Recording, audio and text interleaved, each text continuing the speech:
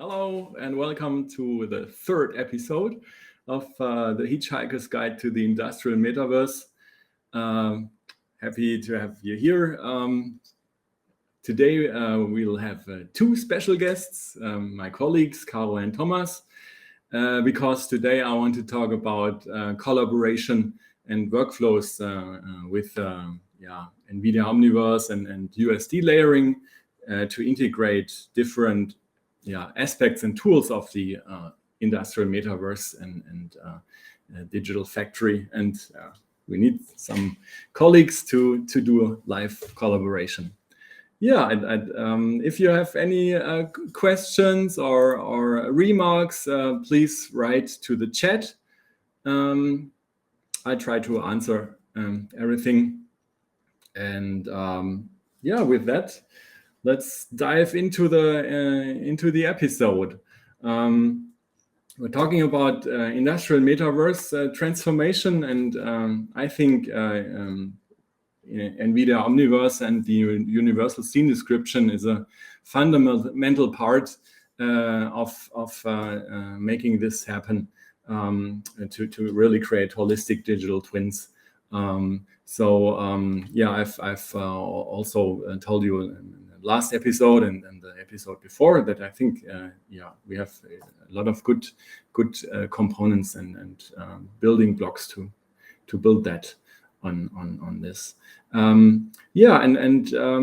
Today we'll look into how we can integrate different tools like ipolog or as a production logistics tool, or Alex, a project management tool, both from our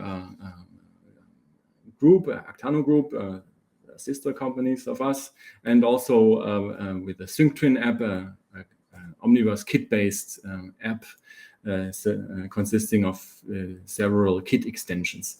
And all these different tools we'd like to integrate and use and assemble a holistic digital factory twin. And just to remind you of last time when we talk about industrial metaverse and digital twins, we actually talk about different layers of reality. Hi, Richard. Thanks, and Thomas. Thanks for your message. Great. Just write if you have any questions. Basically, we have to integrate three layers of reality: the observed reality, so the real environment and reality as we perceive it, with IoT sensors or scanning. Also, and this is what we're gonna talk today about, the planned reality. So as we want our digital twin of our factory to look now and in the future, and we want to track if the observed reality matches our planned reality. And parts of planning is having projects. Therefore, projects are really a very important part of such a holistic view on the industrial metaverse, because these are the plans to change our environment until we reach a certain point. And we have to integrate all these components to be able to extrapolate at each point in time the planned state of our operation and see compare it to the current state, and also look on historic states to learn from it and use AI on it and stuff like that. The third layer is an alternative reality. When we do project scenarios and alternatives in order to make the best decisions. So we also have to be able to integrate that into our holistic view on industrial metaverse. But as I said, today we look into the planned reality and the different layers, and as I said, when we do a project, we use a project management tool. And today I've brought the Alex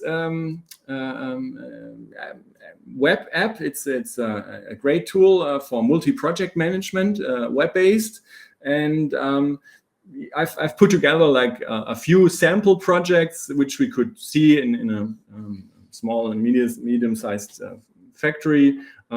We have to assemble some elements, and then we ship it and install it at the customers, and yeah, like it takes like a few weeks to complete. And this is nice. We can plan the project, but how do we integrate this into a digital twin, or in our virtual factory twin? See, we've got project B, which looks the same, is another at another date, and also a project C, which is the same structure but also different date. It's in German, actually. I translated the steps. For us, the most important step is the manufacturing phase, because it's in our factory and we have to like allocate resources for that. And to make the link to the actual factory areas, I've added here some remarks that I want to reserve 2 stations, for example, in my factory for this manufacturing step. And our digital twin has to take care that it works out with a reservation. I did the same for project A. Look here, I've reserved different stations. And for project B, I think, also different stations. So this is my project plan, and how do I integrate that actually in my digital twin? So I don't have anything. I'm starting from scratch. So my tools are just PowerPoint, Excel, and maybe this project management tool right now. So I have to find a way to quickly get the digital twin environment started. And I found the most simple way is by using PowerPoint, actually. So you see, I've got the PowerPoint scenario here, and I've found a little drawing of my architect. This is my factory from the top, and I'm just using here. I've copy and pasted that. Using these areas just drawn into the layout. I want to have like 3 stations, and that's approximately the area where it's in my factory. So I also, in order to know how big, how large the environment is in reality, I did this measurement. I said, okay, this is about 20 meters. And these are the some column pillars, the yellowish things.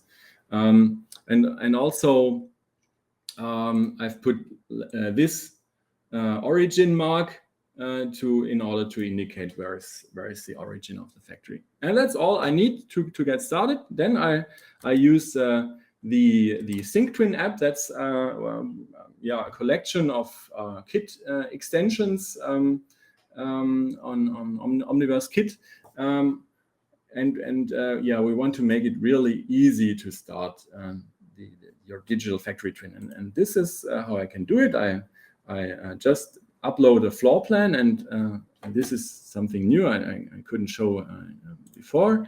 I just select now my PowerPoint file, and it analyzes it and creates basically using template elements and transferring like the bitmaps a first digital 3D representation of my factory. So what I just created in PowerPoint. And as you see, my areas here are also created, but they have now they have a meaning, and actually I can do stuff with it.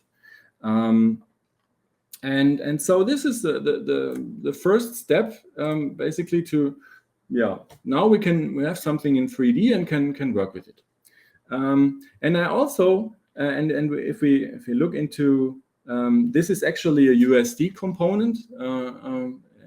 It's an open format, so with meta information embedded, so everybody can look inside and work with it. That's also a very nice thing with USD having USD as a basis. It's a free and open format, and you can share it and use it as you want. And as I told, another aspect of this universal scene description is the possibility to layer it, to integrate different components and different aspects. Here we've got the environment, we've got the areas, and I've also created. See here is the nucleus structure in Omniverse. And I've created with another extension exports of this Alex project. So and what's written in there is just basically the allocation of the areas I just wrote in the manufacturing step. You see here, where is it? No, it's not there. It's probably there. It's long. No, it's a time axis manufacturing. See here, it's like world factory area station A, and all it does. Let me just open it maybe really quickly. Yeah. It just creates. That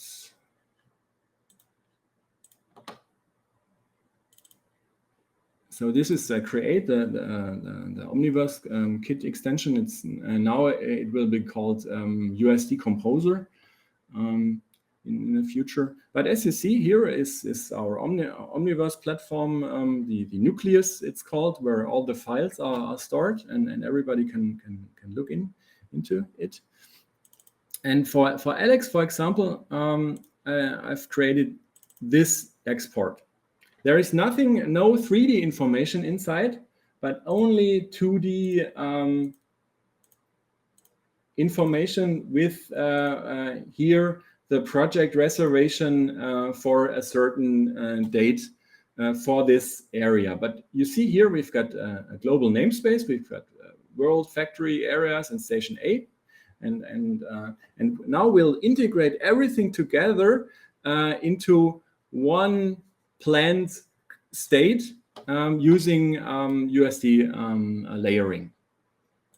And I've prepared that already. It's and taken all these USDs and combined them into one file, but using layering. You can see here, these are the different layers. Where is it?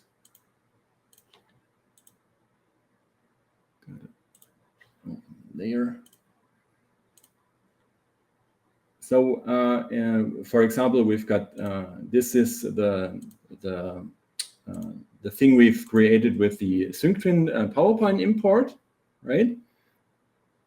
And as you see, it has also this area station A and a mesh, right?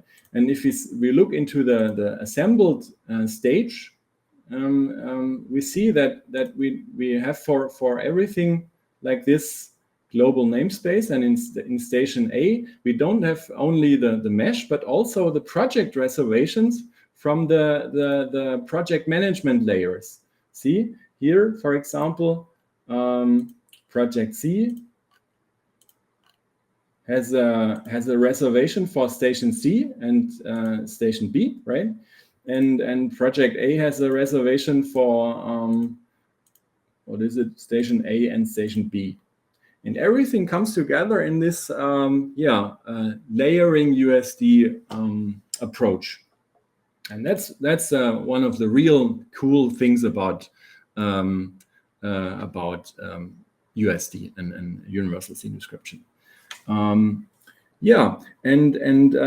talked about, I've talked about collaboration. So this is why I also added this planned environment layer, because now I want to so it's also an USD file, and I want to invite my colleagues to work on that and fill the factory with their contributions.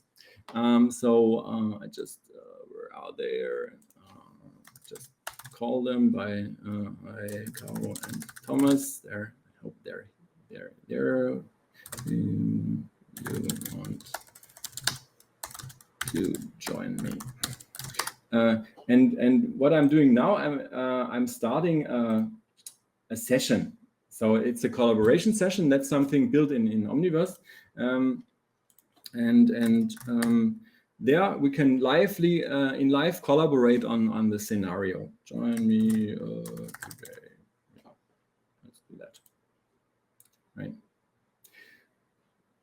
So see, now I've started this session, and I think the guy, yeah, they are. So it's join me today. If everything works fine, we should see them now joining our live session and do stuff, adding elements and so on. But yeah, normally it works. And while they're trying to join, let's see, it works. No pressure. We take the next tool, so ipolog as our ipolog tool for material provisioning and production logistics, and I can also contribute. See now Caro has joined. Contribute like a provisioning planning to the holistic digital twin. And see now Thomas and Caro have joined, and let's see what they can put in. See now somebody already has placed this racks with boxes, and see they're working hard to make this a nice place. So I'm while they are working, I'm changing to ipolog, and I've created a little super simple sample with one material area which will map to one of these to area A, I'd say. So I'm opening that, and as you can see, we've got the Omniverse NVIDIA Omniverse connector integrated into ipolog, and you're able to push ipolog material provisioning elements to the nucleus. And see, I have to what I have to do is just to basically add the Omniverse connection. It takes a little probably. Let's see. Maybe I have to restart it again as well. While it's doing that, let's see what. They're pretty good adding stuff. So now it has connected, and let's maybe create some racks. You see, it's like that. This is basically what you do with ipolog. One of the lot of things you can do. basically, you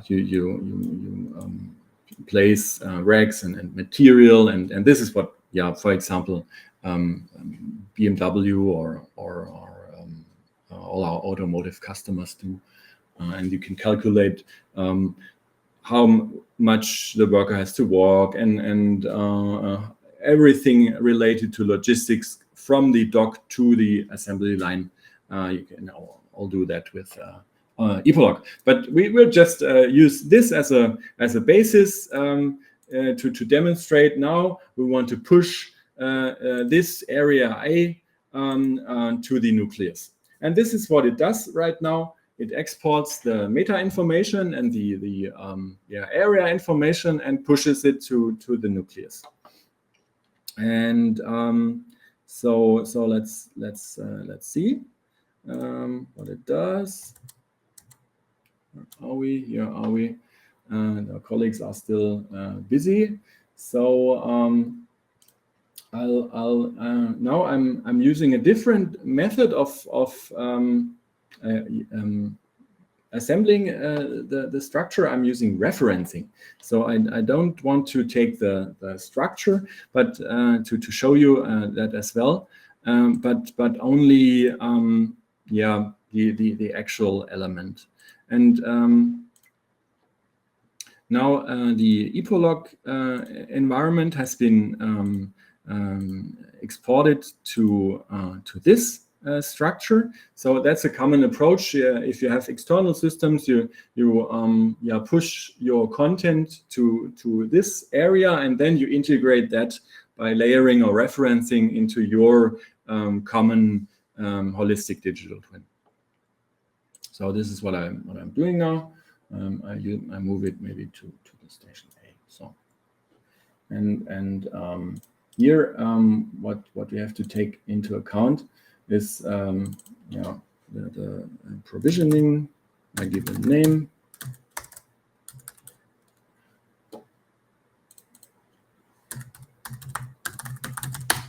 And we'll put it there.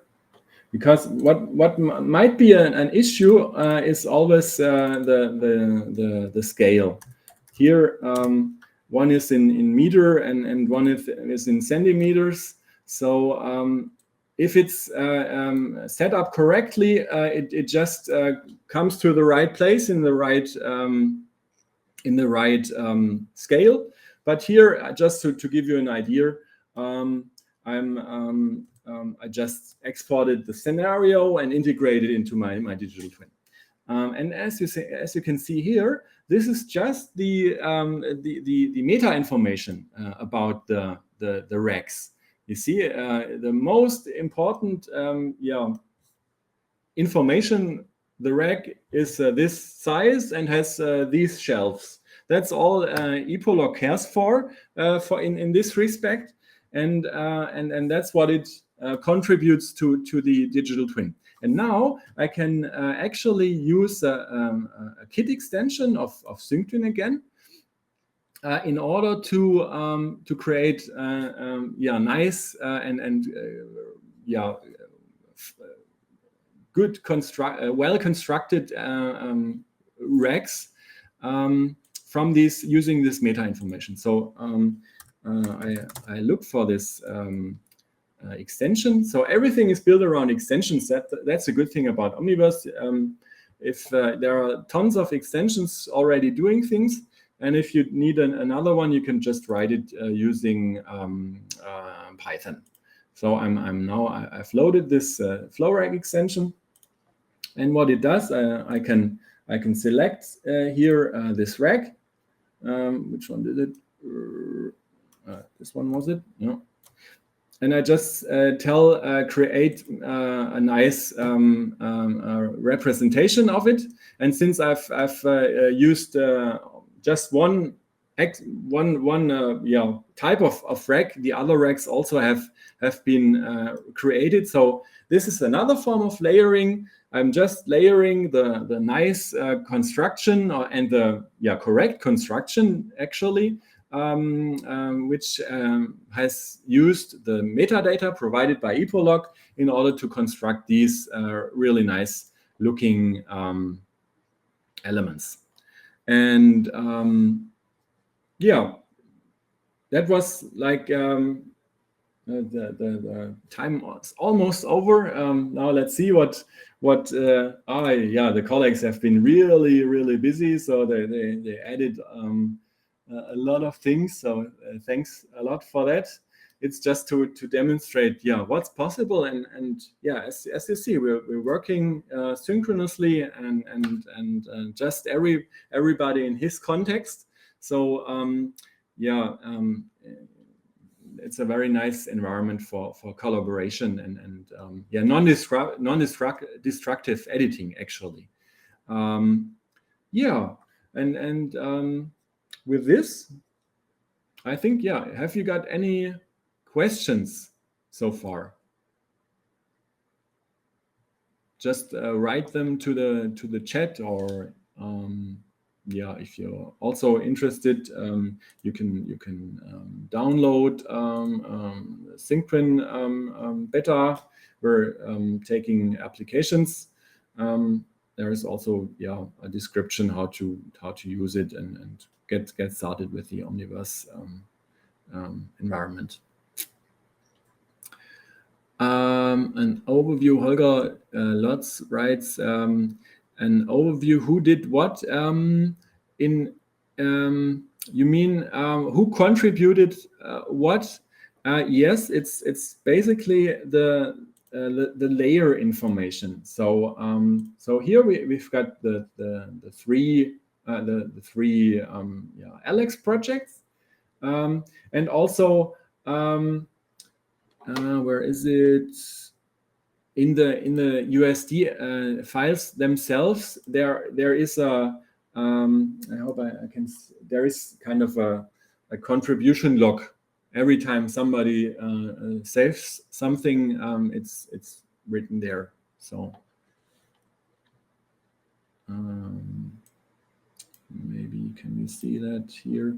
Here you see the modified and the checkpoints. You see it's me on this date. And now let's try to end and merge the session.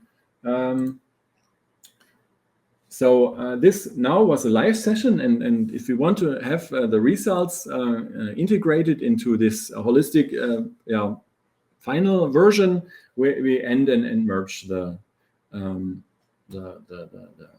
session and merge the results. See, and here we can also add a comment. This was a nice session, and we put a lot of things in.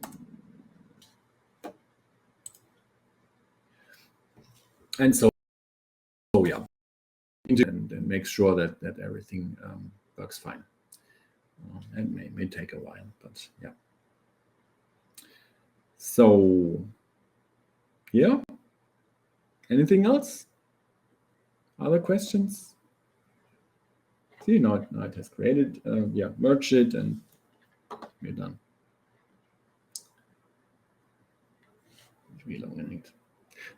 If there aren't any questions, thanks a lot, everybody, for joining, and also my colleagues, Caro and Thomas, and also Bea, again, the online team, Janine and Alina, and Inga, and all colleagues contributing and helping out. So the next episode will be in 2 weeks from now. And would be happy to see you again.